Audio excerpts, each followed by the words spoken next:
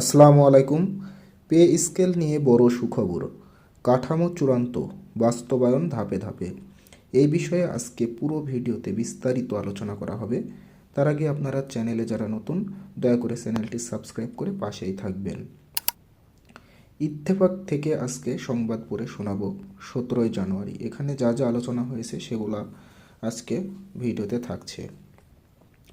দীর্ঘ অপেক্ষার পর সরকারি চাকরিজীবীদের জন্য নতুন বেতন কাঠামো প্রস্তাব চূড়ান্ত করেছে বেতন কমিশন। কমিশনের সুপারিশ অনুযায়ী চলতি 2026 সালের 1 জানুয়ারি থেকে আংশিকভাবে নতুন বেতন কাঠামো কার্যকর করার কথা বলা হয়েছে। পুরো মাত্রায় বাস্তবায়ন হবে 2026-27 অর্থবছরের প্রথম দিন, অর্থাৎ আগামী 1 জুলাই থেকে। আগামী 21 জানুয়ারি নতুন বেতন কাঠামো সংক্রান্ত প্রতিবেদন অর্থ উপদেষ্টা সালেহ উদ্দিন আহমেদের কাছে জমা দেবে বেতন কমিশন।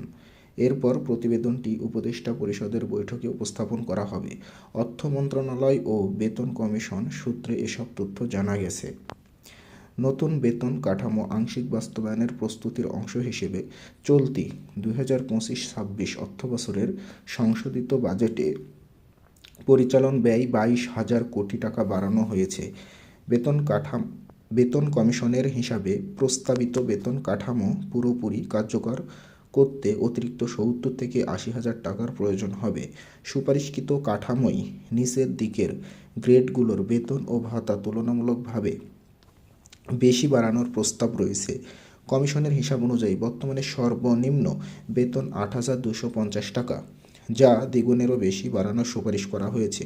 অন্যদিকে সর্বোচ্চ ধাপে বর্তমানে বেতন 78,000 টাকা, যা বাড়িয়ে 1,20,000 টাকার বেশি করার প্রস্তাব করা রয়েছে। পাশাপাশি সর্বোচ্চ ও সর্বনিম্ন বেতনের অনুপাত 1:8 রাখার সুপারিশ করা হয়েছে।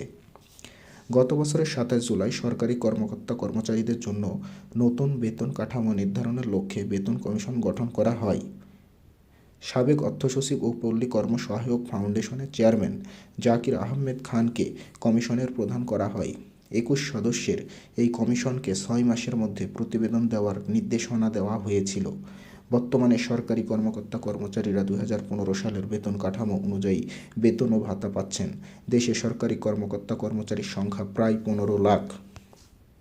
তার মানে আজকের ভিডিও থেকে যে তথ্য বা আপডেট জানতে পারলাম সেটা হচ্ছে আগামী 21 জানুয়ারি নতুন বেতন কাঠামো সংক্রান্ত প্রতিবেদন অর্থ উপদেষ্টা সালাউদ্দিন আহমেদ এর কাছে জমা দেবে বেতন কমিশন। এরপর আলোচনার মাধ্যমে সংশ্লিষ্ট বিষয়ে কী নির্ধারণ করা হবে তা জানা যাবে। সেটি জানতে আমার চ্যানেলে চোখ রাখুন। আপডেট পাওয়ার সাথে সাথে বিস্তারিত ভিডিও চ্যানেলে আলোচনা করা হবে। সকলকে ধন্যবাদ। আসসালামু আলাইকুম।